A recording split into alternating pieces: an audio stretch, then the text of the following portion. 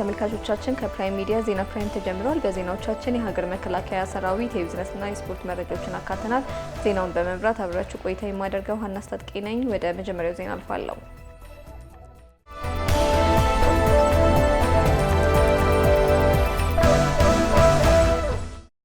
ዲጂታል ኢትዮጵያ 2030 ስትራቴጂ የታለመውን ሁለንተናዊ ብልጽግና ማረጋገጥ የሚያስችል ምቹ መደላደል እንደሚፈጥር ምክትል ጠቅላይ ሚኒስትርና የብሔራዊ የዲጂታል ትራንስፎርሜሽን ምክር ቤት ሊቀመንበር ተመስገን ጥሩነህ ገለጹ። ምክትል ጠቅላይ ሚኒስትርና የብሔራዊ ዲጂታል ትራንስፎርሜሽን ምክር ቤት ሊቀመንበር ተመስገን ጥሩነህ በዲጂታል ኢትዮጵያ 2025 ማጠናቀቂያና በዲጂታል ኢትዮጵያ 2030 ስትራቴጂ ይፋዊ ማስጀመሪያ ላይ መልእክት አስተላልፈዋል። በመልእክታቸውም እንደ ሀገር የሚያስፈልገን የማደግ ፍላጎታችንና የማደግ አቅማችንን የሚያገናኝ ስልት ነው ያሉ ሲሆን ይህን የማስተሳሰር አቅም ደግሞ የዲጂታል ቴክኖሎጂ መሆኑ ታምኖበት እየተሰራ እንደሚገኝ አመልክተዋል። መንግስት የዲጂታል ኢትዮጵያ መርሃ ግብርን የዘረጋው ከሀገር በቀል የኢኮኖሚ ሪፎርሞች ከ10 ዓመት መሪ የልማት እቅድና ከአፍሪካ አህጉራዊ የትራንስፎርሜሽን ስትራቴጂዎች መሆኑን አንስተዋል። በዚሁ መሰረት የተቀረጸው የዲጂታል ኢትዮጵያ 2025 ስትራቴጂ የኢትዮጵያን የዲጂታል ጉዞ ወደ ሌላ ምዕራፍ ማሸጋገሩን ገልጸዋል። ስትራቴጂው በሀገር ደረጃ የፋይናንስ አሰራርን፣ የአገልግሎት አሰጣጥን፣ የህዝብ ትስስርን፣ የንግድ ስርዓትን፣ የመንግስት ተደራሽነትን፣ የጸጥታና ደህንነት አጠባበቅን እንዲሁም የሚዲያ አውድን ጨምሮ የተለያዩ አሰራሮችን መቀየሩን ነው ያመላከቱት። አስተማማኝና ዘላቂ ሰላምን ለማስፈን ተቋማት የሰላም አካቶ ትግበራን በእቅዳቸው አካተው ሊተገብሩ ይገባል ሲሉ የሰላም ሚኒስትር መሐመድ እድሪስ ገለጹ።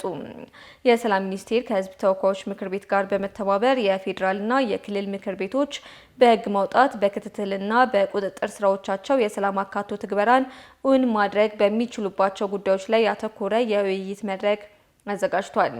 የሰላም ሚኒስትሩ መሐመድ እድሪስ በዚህ ወቅት እንዳሉት ከቀበሌ እስከ ፌዴራል ያሉ የመንግስት መዋቅሮች አገልግሎት ሲሰጡ የህዝብን ፍላጎትና ተጠቃሚነት መሰረት ማድረግ አለባቸው ነው ያሉት።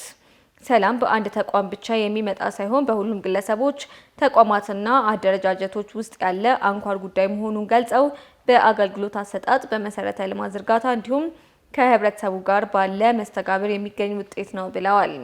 ሰላም የሚጀምረው እያንዳንዱ ተቋም ኃላፊነቱን በአግባቡ መወጣት ሲችል ነው ያሉት ሚኒስትሩ የዚህ ድምር ውጤት የሀገርን ሰላም እንደሚያረጋግጥ አስረድተዋል። ተቋማቱ ሰላምና አብሮነትን የሚያጠናክሩ ተግባራትን በእቅዳቸው ማካተት፣ የስራ አፈጻጸም ሪፖርቶች ሰላምን ታሳቢ ያደረጉ እንዲሆኑ ማድረግና አገልግሎት አሰጣጥን ለሰላም ግንባታ በሚያግዝ መልኩ መቅረጽ ይጠበቅባቸው ማለታቸውን ተዘግቧል።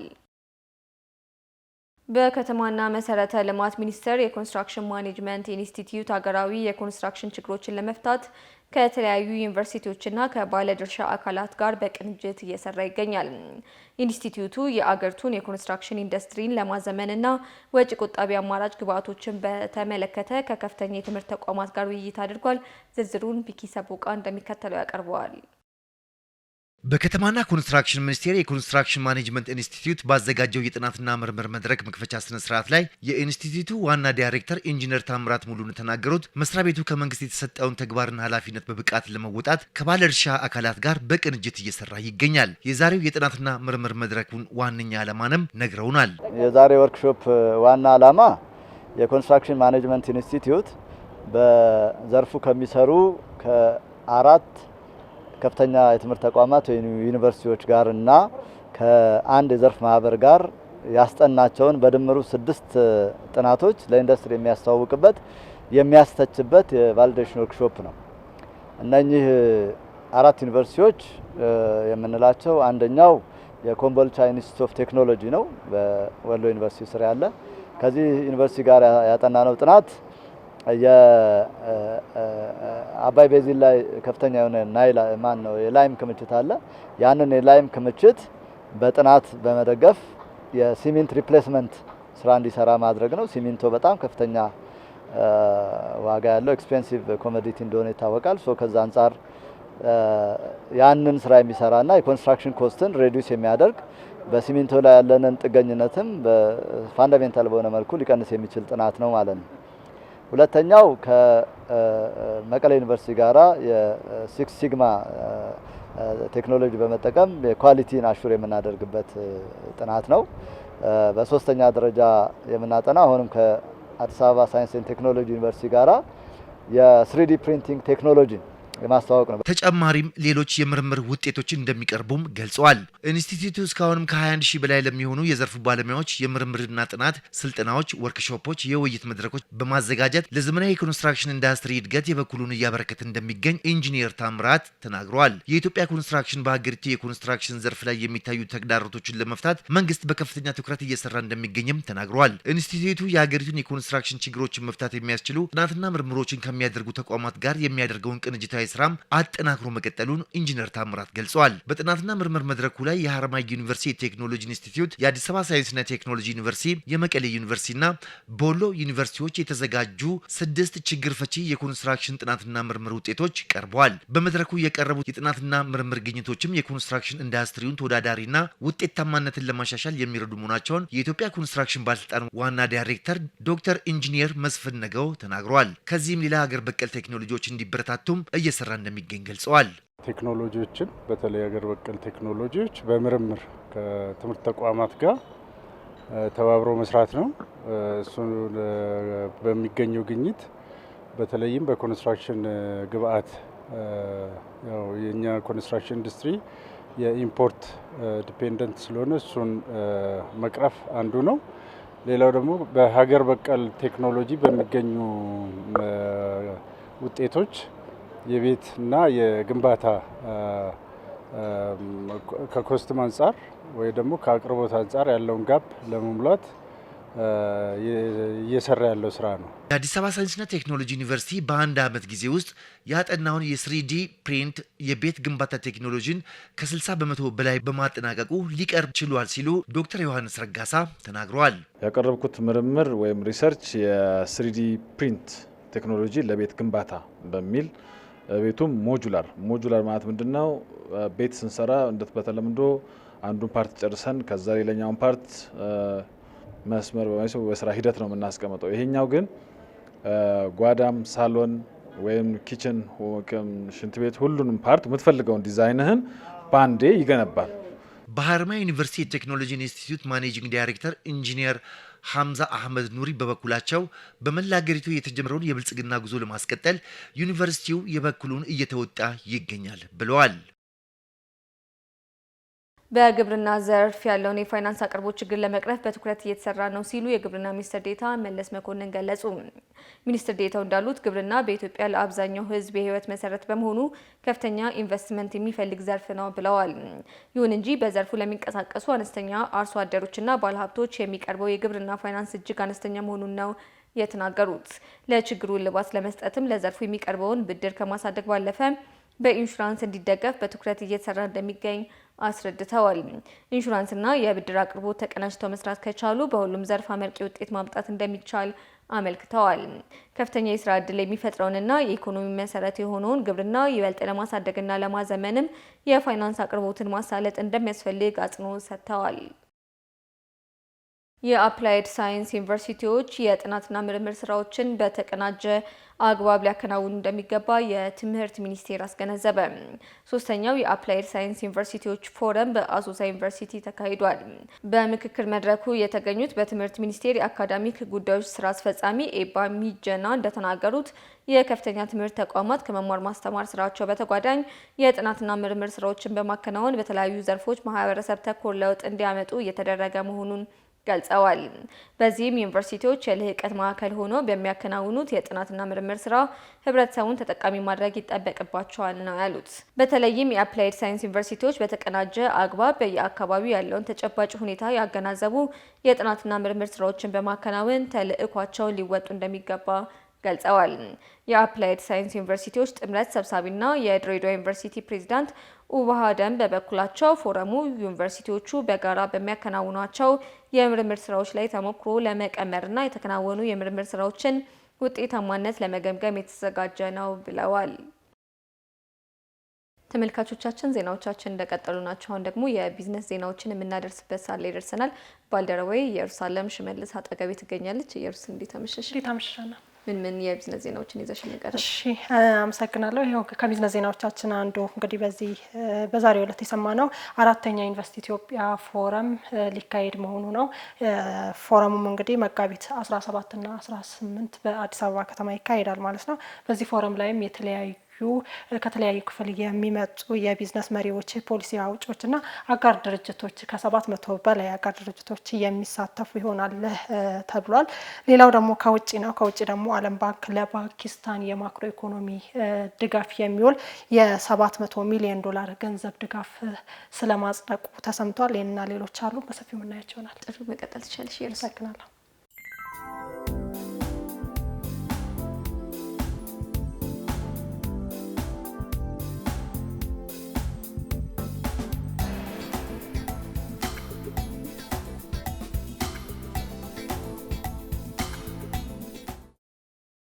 ከ200 በላይ ኩባንያዎች ምርቶቻቸውን በዘመን ገበያ ሊያቀርቡ ነው ተባለ። በኢንዱስትሪ ፓርኮች ውስጥ የሚገኙ ከ200 በላይ ኩባንያዎች ለመጀመሪያ ጊዜ በኤክስፖርት ደረጃ የሚያመርቷቸውን ምርቶች ለሀገር ውስጥ ሸማቾች በዘመን ገበያ ዲጂታል መገበያያ አማካኝነት ሊያቀርቡ መሆኑ ተገልጿል። የኢንዱስትሪ ፓርኮች ልማት ኮርፖሬሽን ዋና ስራ አስፈጻሚ ዶክተር ፍስሐ ይታገሱ ከ200 በላይ ኩባንያዎች ጥራት ያላቸውን ምርቶቻቸውን ለመጀመሪያ ጊዜ ለሀገር ውስጥ ሸማቾች በዘመን ገበያ ያቀርባሉ ብለዋል። የኢትዮ ቴሌኮም ዋና ስራ አስፈጻሚ ፍሬው ታምሩ በበኩላቸው የኢትዮጵያን የንግድ ስርዓት በቴክኖሎጂ ለማስተሳሰር እየተሰራ ስለመሆኑ ጠቁመዋል። ዘመን ገበያ ንግድን በማቀላጠፍና የስራ ፈጠራን በማሳደግ ለሀገር ኢኮኖሚ የሚኖረው ፋይዳ ከፍተኛ ስለመሆኑም ገልጸዋል። በአሁኑ ወቅትም ዘመን ገበያ ከ460 በላይ ነጋዴዎችን በማቀፍ የኢኮሜርስ ዘርፉን እያቀላጠፈ እንደሚገኝና የኑሮ ውድነትን የሚያባብሱ ህገወጥ ድለላዎችን ከስርዓቱ ውጭ በማድረግ ረገድ ትልቅ ሚና እንደሚጫወትም አስረድተዋል። አራተኛው ኢንቨስት ኢትዮጵያ የቢዝነስ ፎረም ከመጋቢት 17 እስከ 18 2018 ዓ.ም በአዲስ አበባ እንደሚካሄድ ተገለጸ። በፎረሙ ከ700 በላይ ዓለም አቀፍ የቢዝነስ መሪዎች፣ ፖሊሲ አውጪዎችና አጋር የልማት ድርጅቶች የሚሳተፉ ሲሆን ኢትዮጵያ ለኢንቨስትመንት ዘርፍ ያላትን ዝግጁነት የምታሳይበት ስለመሆኑ ተገልጿል። የኢንቨስትመንት ቁልፍ ዘርፍ የሆኑት ግብርና፣ አይሲቲ፣ ማዕድን፣ ታዳሽ ኃይልና ቱሪዝም በፎረሙ በስፋት እንደሚተዋወቁ የኢትዮጵያ ኢንቨስትመንት ኮሚሽን አስታውቋል። በፎረሙ ላይ ኢትዮጵያ የኢንቨስትመንት ምህዳሩን ለማዘመን እየተገበረች ያለውን የኢኮኖሚ ሪፎርም ማሻሻያና አዳዲስ የኢንቨስትመንት እድሎችን በማስተዋወቅ አዲስና የማስፋፊያ ኢንቨስትመንትን ለመሳብ የሚያስችሉ ስራዎች እንደሚሰሩም ተመላክቷል። በአማራ ክልል የአምራች ኢንዱስትሪ ዘርፍ ትልቅ መነቃቃት እየፈጠረና በማኒፋክቸሪንግ ዘርፍ ከፍተኛ እድገት እየታየ መሆኑን የኢንዱስትሪ ሚኒስቴር ገለጸ። የኢንዱስትሪ ሚኒስቴር መላኩ አለበል የክልሉን አምራች ኢንዱስትሪዎች የማምረት አቅማቸው እያደገ መጥቷልም ብለዋል። ኢንዱስትሪዎች ለሀገር ውስጥ ብቻ ሳይሆኑ ለኤክስፖርት የሚሆኑ ምርቶችን ማምረታቸው የሚበረታታ መሆኑን ጠቅሰው ይህም ለበርካታ ወጣቶች የስራ ዕድል በመፍጠር ረገድ ከፍተኛ አስተዋጽኦ እያበረከተ ስለመሆኑ አስረድተዋል። በተጨማሪ ኢንዱስትሪዎቹ የሀገር ውስጥ ግብዓትን መጠቀማቸው የግብርና ምርታማነትን ለማሳደግ እንደሚያስችል የገለጹት ሚኒስቴሩ በክልሉ በዘይት፣ በእንስሳት መኖ ማቀነባበሪያ፣ በብረታ ብረትና በጨርቃ ጨርቅ ዘርፎች የተጀመሩ ስራዎች ተጠናክረው እንዲቀጥሉ ድጋፍ ይደረጋል ብለዋል። ተመልካቾቻችን የቢዝነስ ዜናዎቻችን ነው እየተከታተላችሁ ያላችሁት። አሁን ደግሞ ከውጭ ወዳገኘነው የቢዝነስ ዜና እናልፋለን። የዓለም ባንክ ለፓኪስታን ማክሮ ኢኮኖሚ መረጋጋት 700 ሚሊዮን ዶላር የገንዘብ ድጋፍ አጸደቀ። ገንዘቡ የሀገር ውስጥ ገቢን ለማሰባሰብ የፌዴራልና የክልል ማሻሻያዎችን የሚደግፍ ነው ሲል የዓለም ባንክ በመግለጫው አስታውቋል። ከዚህ ገንዘብ ውስጥም 600 ሚሊዮን ዶላር ለፌዴራል ፕሮግራሞችና 100 ሚሊዮን ዶላር ለክልል ፕሮግራሞች የተያዘ ነው ተብሏል። የዘገበው አናዶሉ ነው። ተመልካቾቻችን ለሰዓቱ ያዝናቸው የቢዝነስ ዜናዎቻችን የተከታተላችሁት ይመስል ነበር። ቀሪ ፕራይም ዜናዎች ይቀጥላሉ። መልካም ቆይታ።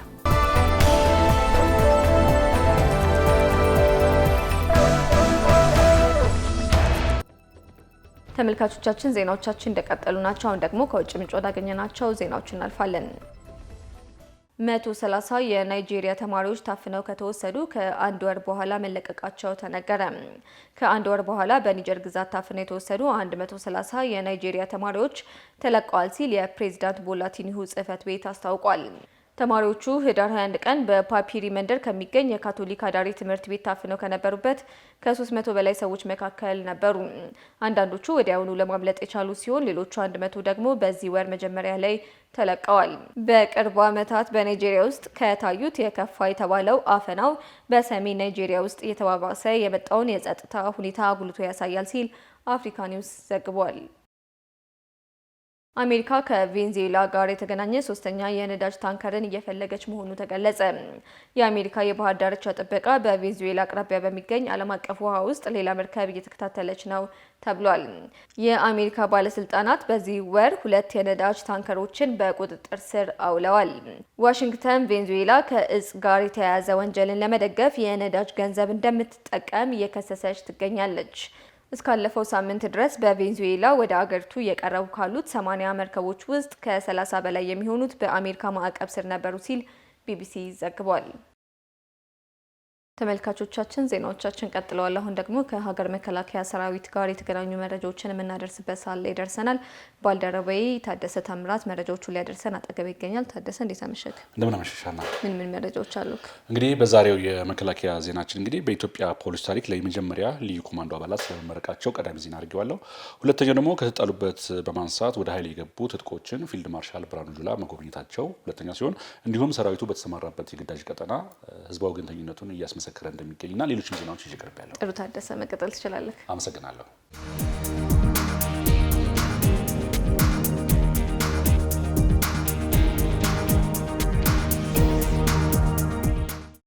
በኢትዮጵያ ፖሊስ ታሪክ የመጀመሪያ የሆነውና ለረጅም ጊዜ ስልጠና የወሰደ ልዩ ኮማንዶ የኢፌዴሪ ጠቅላይ ሚኒስትር ተመስገን ጥሩነህና የአፋር ክልል ፕሬዚዳንት አወል አርባ በተገኙበት በኢትዮጵያ ፖሊስ አካዳሚ በታላቅ ድምቀት አስመርቀዋል።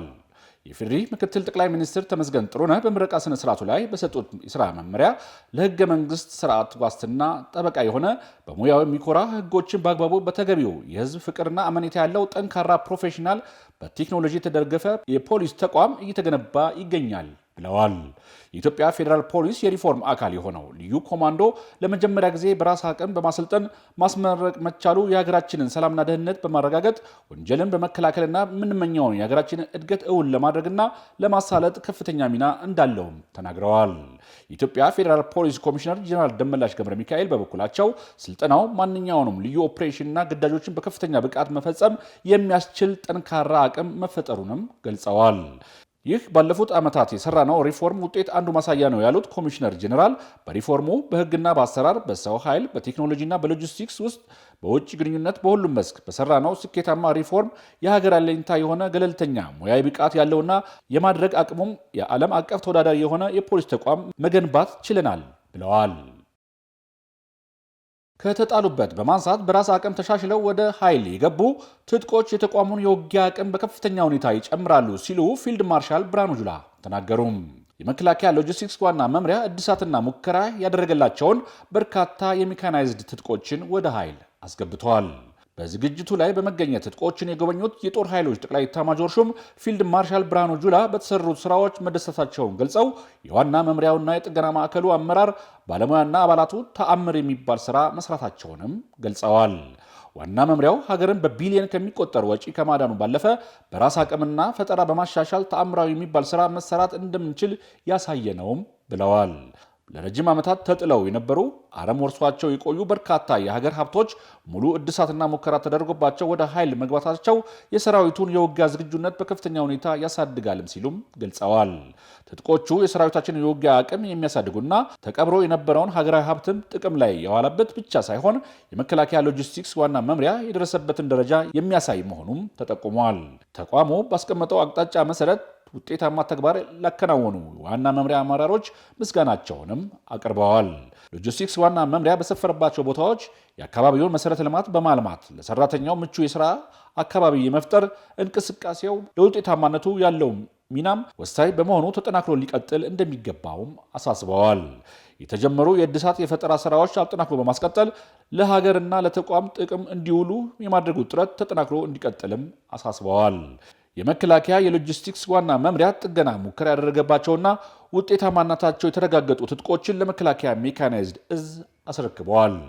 በዝግጅቱ ላይ የጦር ኃይሎች ምክትል ጠቅላይ ኤታማዦር ሹም ጄኔራል አበባው ታደሰን ጨምሮ ከፍተኛ የሰራዊቱ አመራሮችም ተገኝተዋል።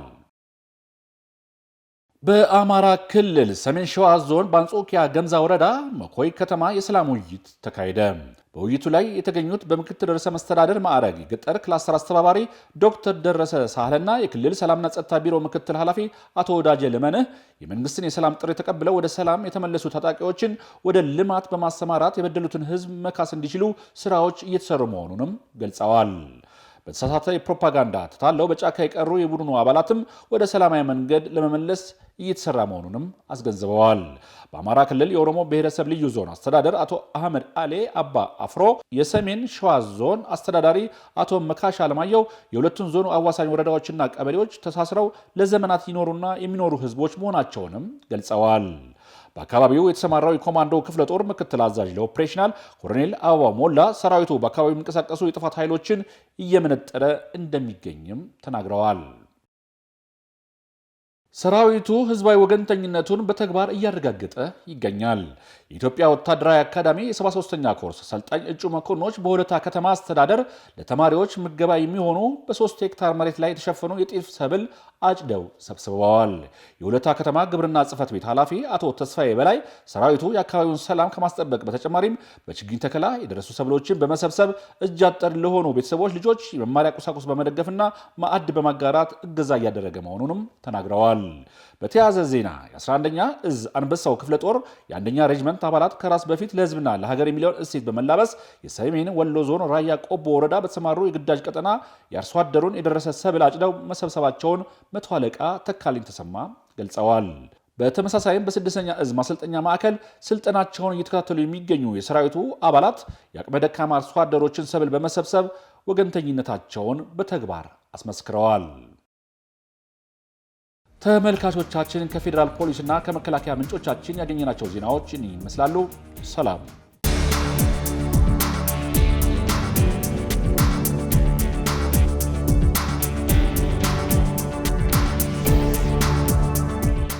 ተመልካቾች ለዛሬ ያዝናቸው ዜናዎች ይህን ይመስላሉ። አብራችሁን ቆይታ ስላደረጋችሁ እጅግ እናመሰግናለን። የፕራይም ሚዲያ ዝግጅቶች ይቀጥላሉ። በእኔ በኩል መልካም ጊዜ